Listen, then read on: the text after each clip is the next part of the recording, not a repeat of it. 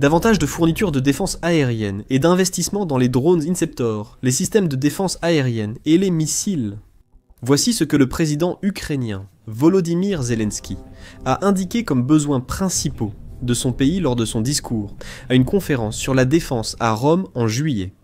Et Zelensky avait raison. Un appel que le président ukrainien a lancé à de nombreuses reprises est désormais plus important que jamais, alors que la Russie a intensifié ses attaques aériennes en envoyant plus de drones contre l'Ukraine que jamais auparavant. L'Ukraine construit peut-être enfin les défenses en profondeur nécessaires. Le pilier de la défense aérienne ukrainienne se renforce, abattant les essaims de drones russes. Et les drones intercepteurs sont désormais à l'avant-garde des défenses de l'Ukraine. Une capacité essentielle qui renforce les défenses ukrainiennes aux côtés d'autres systèmes. Le 8 septembre, l'émission militaire a relayé les propos de Zelensky dans son allocution du soir. À la suite d'une attaque aérienne dévastatrice, au cours de laquelle la Russie a attaqué l'Ukraine avec 800 drones, dont plus de 400 étaient des drones Shahed, aussi terrible que cette attaque ait été, Zelensky a révélé que les stocks croissants de drones intercepteurs de l'Ukraine constituaient un élément clé de sa défense contre l'offensive aérienne russe. Les drones intercepteurs ont permis plus de 150 interceptions durant la nuit, selon le président ukrainien. Cela représente plus de 150 des 747 drones que les défenses aériennes ukrainiennes ont réussi à abattre ou à détruire d'une autre manière. Cela signifie que les drones intercepteurs, qui sont l'une des nombreuses innovations militaires de l'Ukraine, ont éliminé environ un cinquième de la horde que la Russie a envoyée dans le pays. C'est énorme pour un atout défensif qui n'a pris de l'importance qu'en 2025. Mykola Kalishnik, chef de l'administration militaire civile régionale de Kiev, a précisé que 80 drones détruits par les intercepteurs ukrainiens l'ont été au-dessus de Kiev. Il a dit « Nouveau record d'interception en une nuit ». Le rapport de Business Insider sur cet exploit ajoute que Zelensky ne croit pas que les intercepteurs soignèrent une solution miracle au défi de la défense aérienne de l'Ukraine, bien que le président ukrainien ait également laissé entendre que son pays en produira davantage. Bien sûr, tout n'est pas encore abattu, et nous devons encore renforcer davantage notre défense aérienne, a déclaré Zelensky dans son allocution du soir. Cependant, le fait qu'un cinquième des drones russes soient détruits par des intercepteurs est un chiffre très impressionnant, compte tenu de la nouveauté de cette technologie. Si l'Ukraine investit massivement dans le développement de ces drones, tout en augmentant ses stocks au passage, ce qui devait être l'une des frappes aériennes russes les plus destructrices de la guerre en Ukraine, pourrait au contraire devenir la preuve de concept pour un type de drone relativement nouveau qui survolera beaucoup plus souvent le ciel ukrainien à l'avenir. Mais que sont les drones intercepteurs? Et en quoi diffèrent-ils des millions de drones à vue subjective, ou vue à la première personne, et des milliers de drones longue portée que l'Ukraine utilise déjà? Business Insider fournit une description de base en déclarant « Les drones intercepteurs, initialement conçus pour neutraliser des appareils de reconnaissance, sont des systèmes aériens sans équipage rapide, capables de poursuivre et percuter leurs cibles en vol. » Cela donne un aperçu de base du fonctionnement de ces drones. Ce sont des chasseurs. L'Ukraine les lance spécifiquement pour attaquer les drones entrants. La mission de l'intercepteur étant d'entrer en collision avec le drone russe, afin que les deux explosent en vol, plutôt qu'au sol. Beaucoup de ces intercepteurs sont des drones vus à la première personne réutilisés, ajoute Business Insider. Ils peuvent transmettre des images en direct au pilote, qui dirige ensuite l'intercepteur à distance vers sa cible. Cependant, ces informations laissent penser que les drones intercepteurs sont plus simples qu'en réalité. Pravda donne plus de détails dans un article de juin, révélant que l'Ukraine a utilisé une version primitive de ces drones intercepteurs en 2024. À l'époque, l'Ukraine était limitée à l'utilisation de drones vus à la première personne standard pour attaquer des drones russes lents comme l'Orlan et le Supercam. Les drones plus rapides, tels que les Shahed russes, étaient souvent trop rapides ou hors de portée des premiers vues à la première personne. Pourtant, de nombreux ingénieurs ukrainiens ont commencé à travailler aux côtés de l'armée du pays pour améliorer ces premiers intercepteurs. Les unités de troupes ukrainiennes ont commencé à recevoir de petits systèmes radars, leur permettant de détecter les drones entrants afin de pouvoir les intercepter. Pendant ce temps, Pravda dit que les tactiques d'interception étaient en cours de perfectionnement. Les drones eux-mêmes l'étaient aussi. Beaucoup d'intercepteurs utilisés par l'Ukraine ont des propriétés proches de celles d'un drone vu à la première personne. Pour les flux vidéo en direct, ils sont plus rapides et puissants. Certains sont conçus pour ressembler et agir comme de petits avions, ce qui leur permet de poursuivre activement les drones Shahed, qui auraient autrement pu leur échapper. Des technologies, capteurs et radars plus avancés sont aussi en développement. Tout cela donne aux opérateurs de drones ukrainiens le temps nécessaire pour faire décoller leurs intercepteurs afin de pouvoir abattre les hordes russes. Ce qui n'était qu'une arme de fortune en 2024 a évolué. Maintenant, les intercepteurs sont un élément clé de la stratégie de défense aérienne de l'Ukraine, et cela signifie qu'en produire davantage est devenu une priorité absolue. Volodymyr Zelensky l'a confirmé lors de son allocution du soir, selon Business Insider. C'est une priorité, a dit Volodymyr Zelensky au peuple ukrainien. Les Russes maintiennent le nombre de Shaheds lors des frappes massives à un niveau de 300 à 400 par frappe. Et nos intercepteurs doivent atteindre un niveau équivalent. C'est réaliste. Les chiffres partagés par Zelensky illustrent l'intensité des récentes frappes aériennes russes. Cependant, il convient d'examiner de près les 2 derniers mois pour montrer l'intensité croissante de ces frappes. En août, ABC News rapporte que la Russie a lancé 4216 engins d'attaque aérienne contre l'Ukraine. Parmi ces engins, 4060 étaient des drones ou des drones leurres. Ces derniers sont utilisés pour tromper les systèmes de défense aérienne, afin qu'ils tirent sur eux, plutôt que sur les drones plus dangereux transportant des charges explosives. Chaque jour, ce volume signifie que l'Ukraine devait faire face à 131 drones par jour, avec 5 missiles quotidiens, ce qui porte le total mensuel à 156. Pour compléter ces chiffres, l'Ukraine affirme avoir réussi à abattre 85% des drones russes. ABC déclare. Cela signifie que 609 drones russes ont tout de même franchi les défenses aériennes ukrainiennes et atteint leur cible.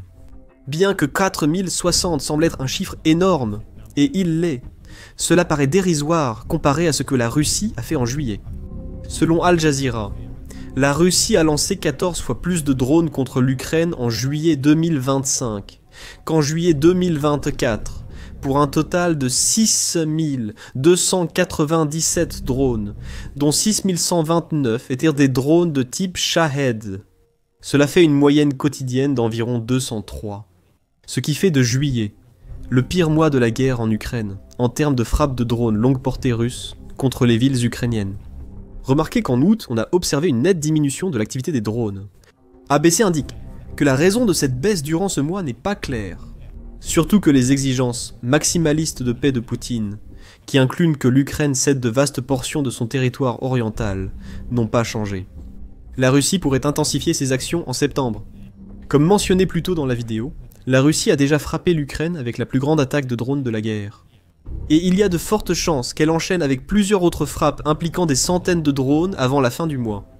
Si Vladimir Poutine obtient gain de cause, selon le général allemand Christian Freuding, la Russie construira tellement de drones qu'elle sera capable d'en déployer 2000 lors d'une seule frappe. C'est ce genre d'intensité, combiné aux intentions futures de Vladimir Poutine, contre lequel l'Ukraine doit se prémunir. Si elle ne le fait pas, l'Ukraine risque d'être submergée par la stratégie de drones de la Russie. En fait, ce risque est peut-être déjà une réalité. Business Insider note que les défenses aériennes de l'Ukraine combinent des missiles RR, des missiles solaires et des systèmes de guerre électroniques capables de brouiller les signaux de navigation que reçoivent les drones entrants. L'Ukraine déploie également des groupes de tir mobiles qui tentent d'abattre les drones russes en utilisant des mitrailleuses lourdes montées à l'arrière de véhicules. Mais ils ont souvent été dépassés par le grand nombre de drones lancés par la Russie en une vague. Business Insider rapporte que Moscou accumule davantage de drones d'attaque et de missiles balistiques pour les lancer simultanément en plus grand nombre. Ce qui est clair ici, c'est que l'Ukraine ne dispose pas de suffisamment de défense aérienne traditionnelle. Ce point sera repris plus tard dans la vidéo. Les intercepteurs sont prioritaires car ils comblent le fossé entre les défenses ukrainiennes fragilisées et la dépendance accrue de la Russie aux frappes de drones longue portée. Mais l'Ukraine a besoin de plus d'intercepteurs, beaucoup plus, et c'est là que l'investissement financier entre en jeu. L'attaque aérienne de la Russie du 8 septembre a prouvé à l'Ukraine que ces intercepteurs sont capables de faire exactement ce que leur nom indique. La prochaine tâche pour l'Ukraine est de construire autant de ces types de drones que possible. L'Ukraine était bien en avance sur ce point. En juillet, un mois et demi avant l'attaque record du 8 septembre par la Russie, l'Ukraine avait décidé que les drones intercepteurs seraient essentiels à sa défense aérienne. Le ministre de la Défense ukrainien, Denis Shmyhal, s'est exprimé sur Telegram pour discuter des résultats d'une réunion concernant ces drones, annonçant que l'Ukraine allait investir massivement pour en construire autant que possible. L'État développe le marché ukrainien des drones intercepteurs, a annoncé Shmyhal sur le réseau social hier. 3 fabricants ont obtenu des contrats d'État. Au total, nous avons déjà 4 contrats, d'une valeur de plus de 3 milliards de hryvnia. Nous continuerons à développer ces technologies. 3 milliards de hryvnia équivalent à environ 72 millions de dollars selon Business Insider en juillet. Et les commentaires suivants de Shmyhal ont clairement montré pourquoi l'Ukraine dépense autant pour ses drones. Shmyhal a expliqué que nous avons priorisé la livraison de drones aux soldats en première ligne. Avec le premier vice-premier ministre Mikhailo Fedorov, il a rencontré l'équipe du ministère ukrainien de la transformation numérique. Pour élaborer des plans pour construire plus d'intercepteurs, nous nous sommes concentrés sur les drones intercepteurs capables de contrer les Shahed russes. Le président a donné pour mission de développer ce secteur, et nous avons déjà 4 contrats d'État avec des fabricants. Cette semaine, nous avons également discuté avec de grandes banques d'État du financement des fabricants sous garantie de l'État. L'ordre de dépenser massivement est venu directement du président ukrainien Shmyhal, et son équipe s'exécute. Plus tôt en juillet, l'agence ukrainienne des achats de défense avait également annoncé avoir signé des contrats pour l'achat de dizaines de milliers de drones intercepteurs. Ces armes sont maintenant produites en masse par des équipes décentralisées pour rendre plus difficile à la Russie de cibler les sites de production d'intercepteurs. La valeur de ces contrats reste inconnue. Il n'est donc pas certain que les 72 millions de dollars aient déjà été dépensés. Ou si les dizaines de milliers d'intercepteurs actuellement en construction vont faire partie d'un stock plus important. Étant donné le coût de fabrication de certains types d'intercepteurs, la seconde option semble plus probable que la première, ce qui sera expliqué bientôt. Une partie de l'argent a peut-être aussi été versée à une entreprise danoise appelée Terma.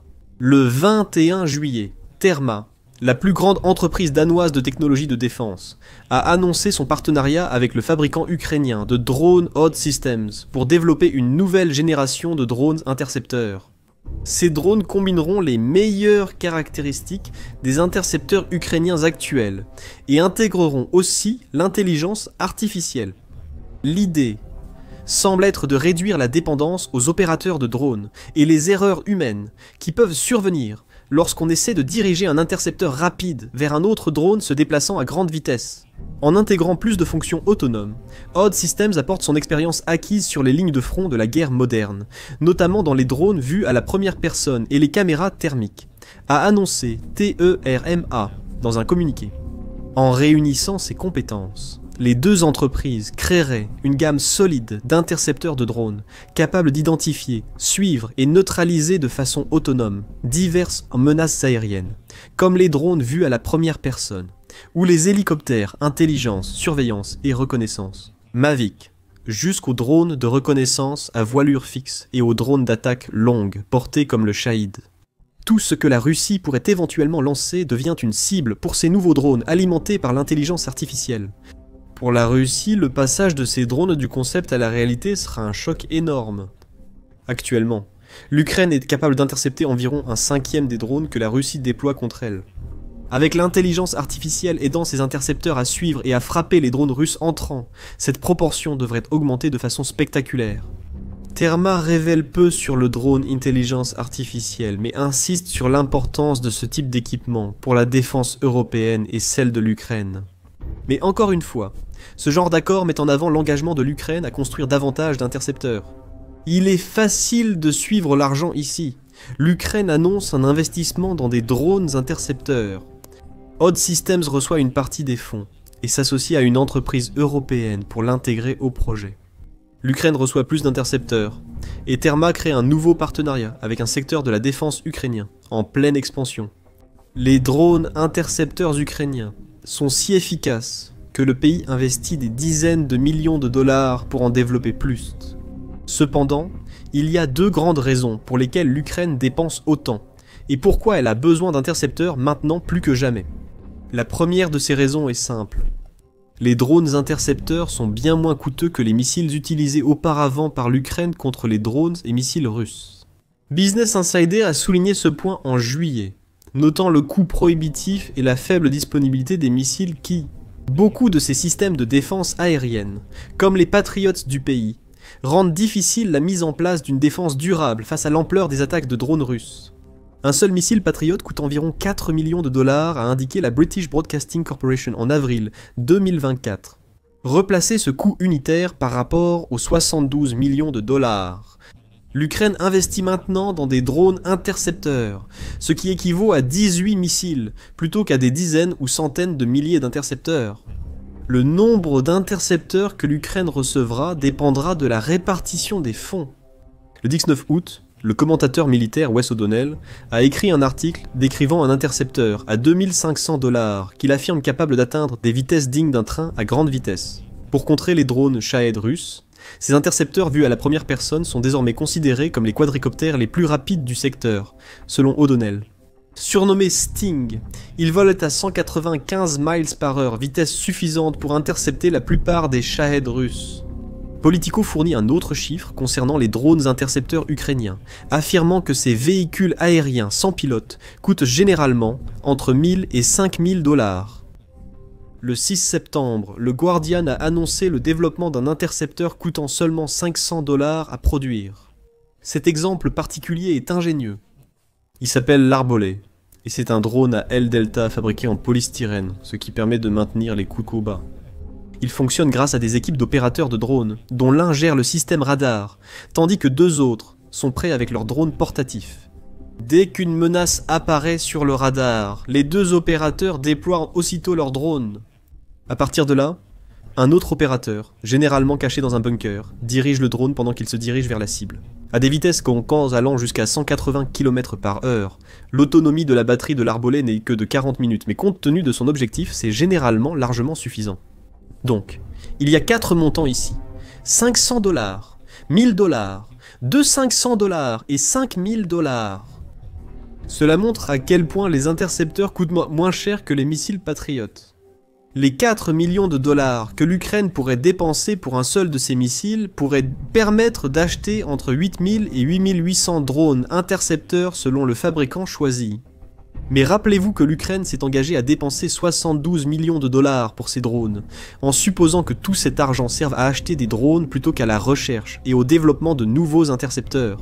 L'Ukraine disposera ainsi de 144 000 à 14 400 unités. Il y a de fortes chances que le chiffre réel soit plus proche du premier nombre que du second. Cependant, cela dépend du drone intercepteur, parmi sa liste sans cesse croissante, qui offrira à l'Ukraine le meilleur équilibre entre efficacité et coût. Il faut aussi noter l'absence totale de système Patriot, longtemps préféré par l'Ukraine pour sa défense aérienne. Cela nous conduit à la deuxième raison de l'importance des intercepteurs. L'Ukraine manque de système Patriot. Sans compter que l'Ukraine préférerait ne pas utiliser ces systèmes de défense aérienne coûteux contre des drones, préférant plutôt réserver les missiles Patriot pour les missiles russes. Il y a toujours un manque de batteries Patriot en Ukraine. En juillet, Business Insider a indiqué que l'Ukraine dispose probablement d'environ une demi-douzaine de batteries Patriot opérationnelles. Chacune de ces batteries se compose de jusqu'à 8 lanceurs, chacun de ces lanceurs pouvant contenir jusqu'à 16 missiles. Le système Patriot de l'Ukraine est en train de s'améliorer, mais pas de beaucoup. Zelensky a déclaré que son pays souhaitait obtenir 10 nouvelles batteries, pour assurer une couverture aussi complète que possible, mais qu'il n'en possède que 3. Les États-Unis collaborent avec l'Ukraine et ses partenaires européens pour en obtenir plus. Mais même avec plus de batteries, l'Ukraine doit aussi faire face au fait qu'il y a un approvisionnement limité de missiles disponibles. Selon Responsible Statecraft, Lockheed Martin et Raytheon vont produire ensemble 740 missiles. Pack 2 et Pack 3 pour les systèmes Patriot en 2025. Mais la plupart de ces missiles ne sont pas fabriqués pour l'Ukraine.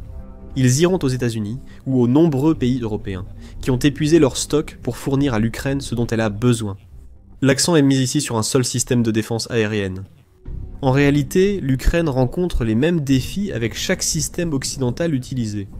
Soit elle manque de ces systèmes pour une couverture totale, soit elle n'a pas assez de munitions pour les utiliser.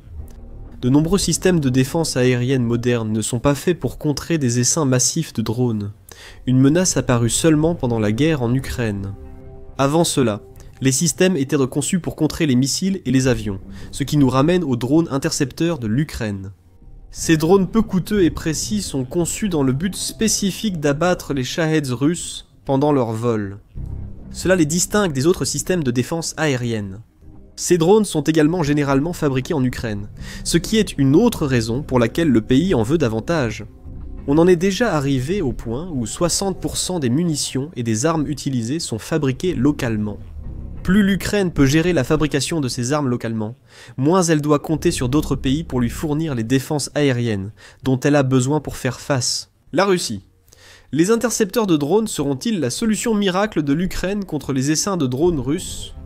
Non, mais ils seront essentiels à la défense aérienne de l'Ukraine. Surtout parce qu'ils font partie des rares types de systèmes conçus dès le départ pour faire face aux essaims de drones. Abattre un 5e des drones russes lors de sa plus grande attaque aérienne à ce jour n'est qu'un début. Bientôt, il pourrait y avoir des centaines, voire des milliers de Shahed russes qui tomberont comme des mouches grâce aux intercepteurs ukrainiens.